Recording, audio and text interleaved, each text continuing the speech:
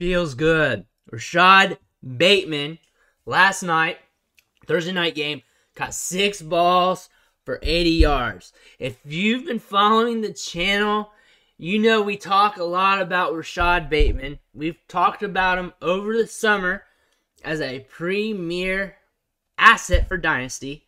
We've also talked about him lately, week in and week out, to the point people are requesting for videos about Rashod Bateman over how he's going to be doing a status update, a week-to-week status update.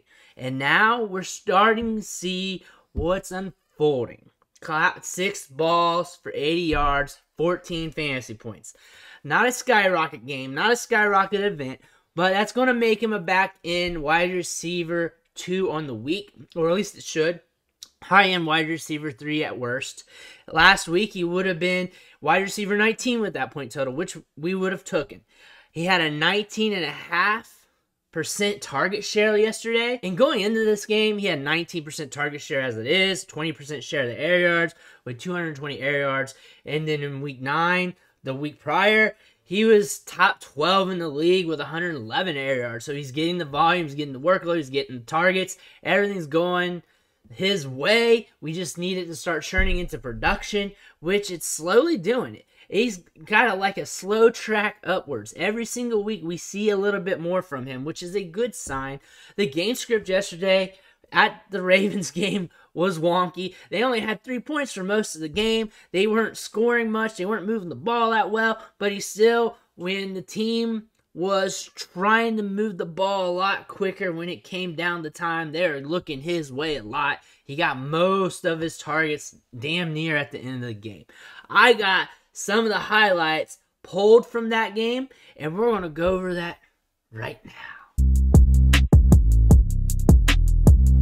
Here's the first play we're going to cover. We're in the early portion of the first quarter. Score's tied at 0. Rashod Bateman's at the top of your screen. And we're going to go ahead and run this guy. So again, just the basic release. Getting downfield. One thing you want to think about here is he's trying to sell deep. It's a little blurry here. Not the greatest screen grab. But he's trying to sell deep. And here's starting to pull up. He's getting ready to do his break. He's got some cushion already between him and the defender. And we're going to get him to drop that anchor, drop that ass, and then turn it around. The DB's drifting. He's not drifting. He's stopping on a dime, and the ball's coming, catches it, tries to work upfield, but he gets corralled.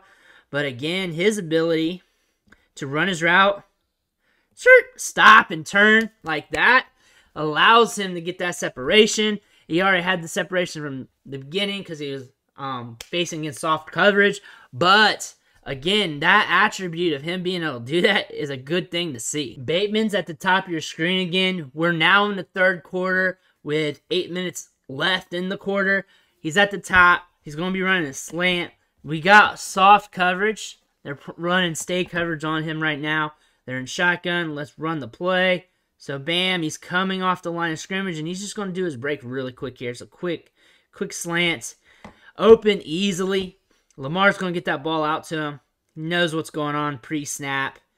Gets the target. They both knew. Lamar and Bateman knew that right around here the target's going to be at, because look at the coverage. The only thing that could have messed this up really is if these backers pull back in the zone and they get somehow in the way of the target. But really where they're at, it's almost damn near impossible. So here he is running a slant. He's in the window there. Lamar fires it out, catches the target while running away from his body, extended, catching it with his hands, trying to get upfield, gets a tiny bit of yak there. Still a good play there by Bateman. We'll watch it really fast here. Bam, boom. Nothing special, really. I mean, shallow coverage, slant, catching the ball, but he was efficient on the play. Some receivers or some instances that ball could have been dropped. Did a good job extending out, bringing the ball in on that slant play. Rashod Bateman's located here at the bottom of your screen. We're now in the fourth quarter. This is when his targets start to come at him late into the game when the Ravens are actually trying to push it. So he's at the bottom of your screen here. Again, soft coverage with inside shade. They're going to give him some room to work underneath because really they just don't want to get beat deep. So we're going to run the play. Lamar gets it. The release is just your standard basic release. He's just trying to get downfield. And now it comes time for his break, as you can see with the step. And here he's just making a speed out. Just a quick little speed out because, one, he's already got the separation for where he needs to go for his marker. He's over the first down line. And he does not need to be nuanced on his break because he's got the separation due to the stay coverage. So here he's making his break. Ball's coming his way. And he's quick doing it. Let's look at that real time, give you a little. So he's quick doing it too. So when you're doing a speed out, it rounds a bit. It's not that big a deal if you already got the space. So don't be pinpointing at wide receivers whether they're drifting in the route or not. It's also situational. Here he had stay coverage. His goal really in this situation, when you got this DB this far away from you, is to get your ass over here without him clamping down on you. And the best way to do that, since he's that far away, the quickest, most efficient way is just to get your ass there as fast as possible. That's what Rashod Bateman does. That's what his technique was for that play. It worked. He catches the ball. And now we're going to try and work upfield real quick, but we get out of bounds. Good play here by Rashod Bateman. One, just recognizing, being aware of the coverage, taking advantage of what's going on.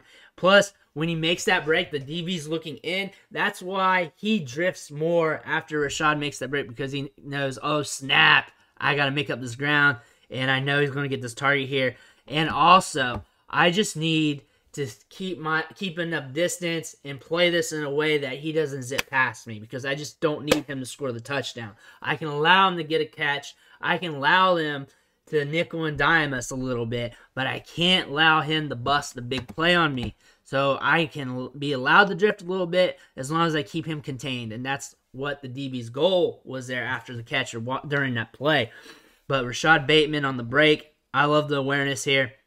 I love him being able to read the DB, knowing that he just needs to get his ass where he needs to be with the speed cut. Here's the next play. We're still in the fourth quarter.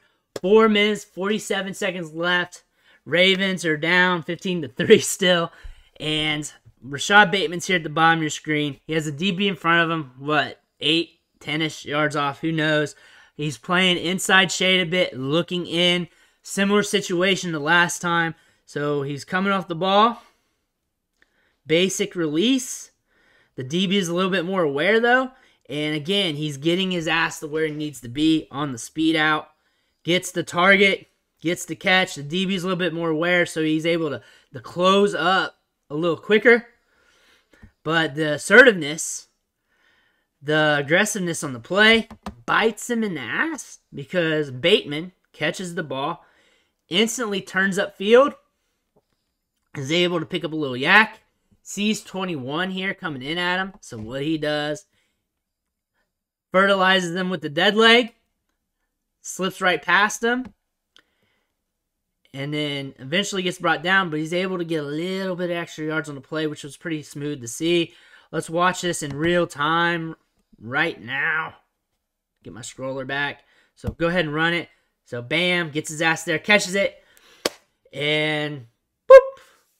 Makes the yak, gets the play. So the thing that's really cool about here that you don't see from many wide receivers, a lot of wide receivers could probably do this, but in this instance, he was able to catch the ball away from his body, and then just instantly, no wasted motion, good awareness, just flip them hips over without thinking and get his ass upfield without messing around.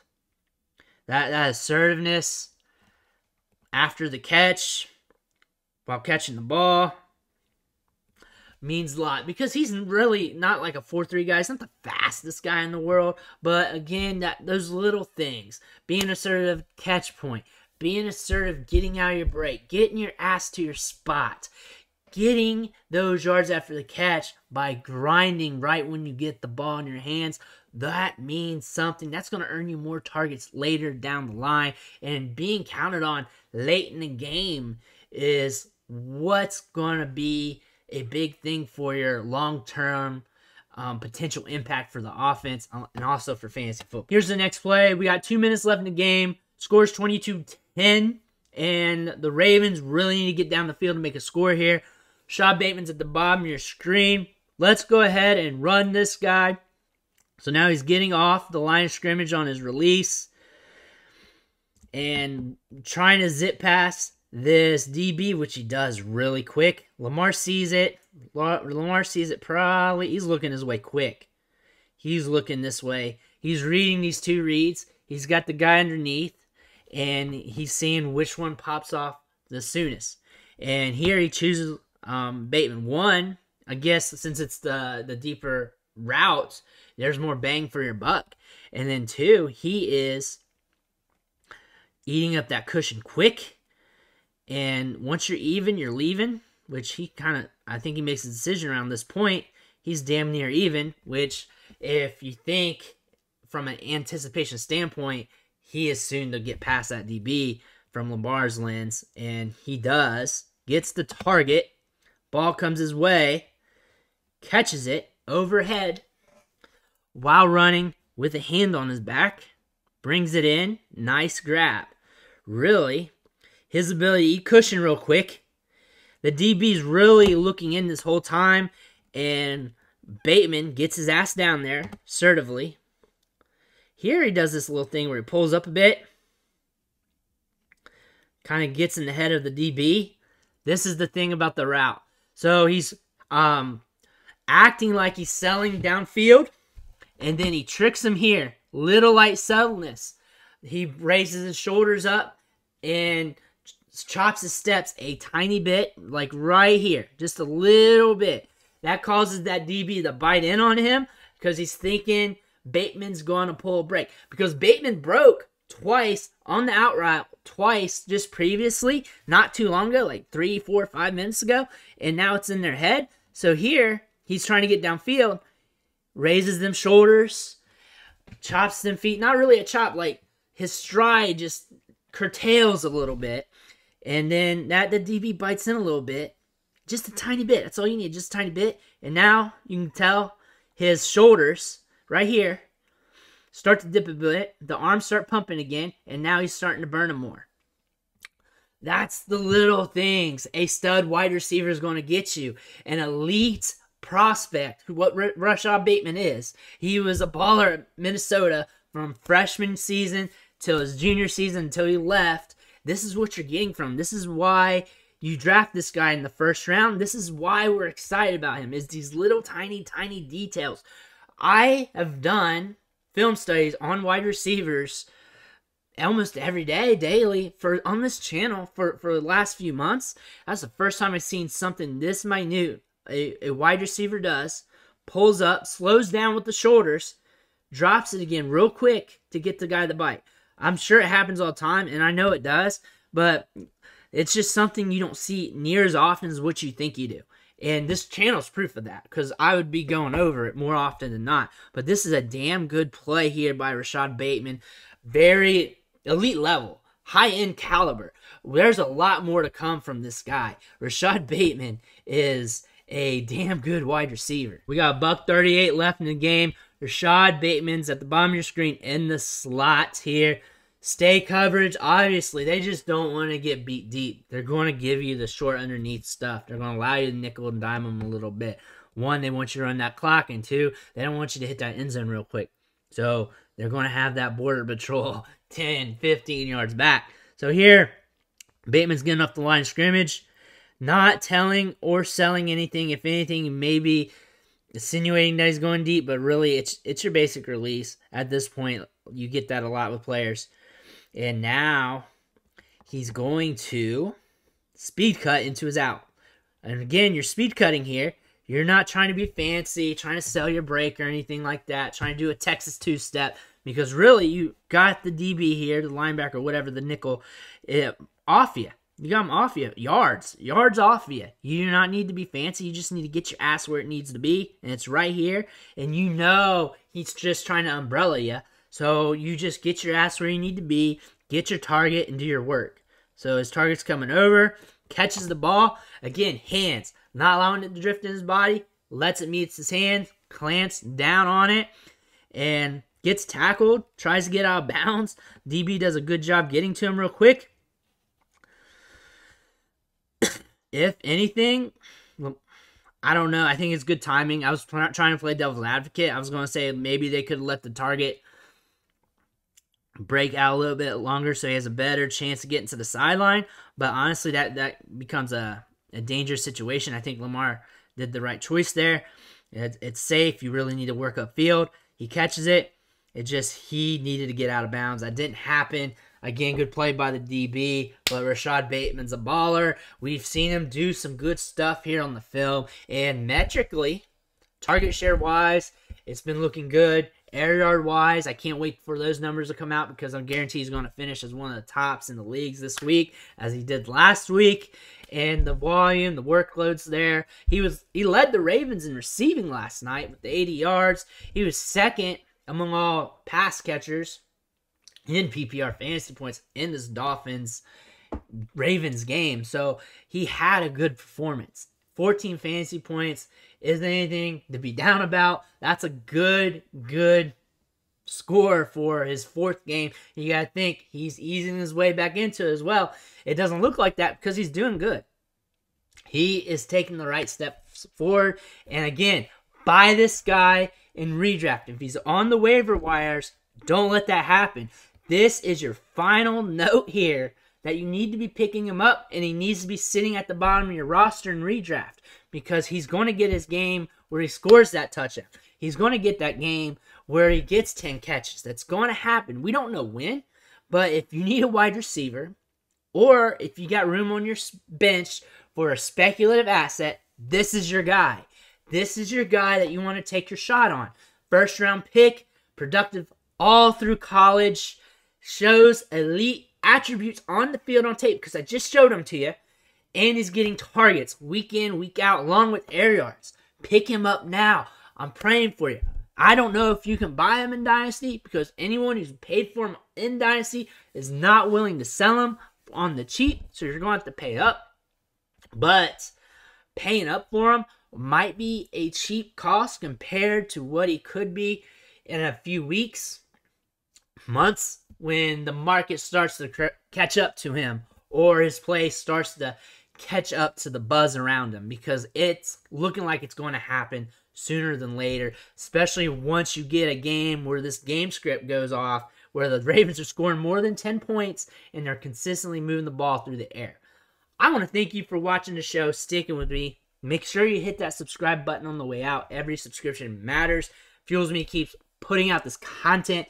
It fuels me to keep going over the numbers, giving you advanced stats, and going over the tape at the same time. Not many people can do that. And on the fantasy football spectrum, no one's doing that. This is the only place you get that is right here. That's why you need to hit that subscribe button. That's myself for you. Also, we're trying to hit 1,000 subscribers. We're going to hit that by the end of the football season, guaranteed. And you're going to want to be a part of that. Again, I want to thank you, and I'll catch you next time.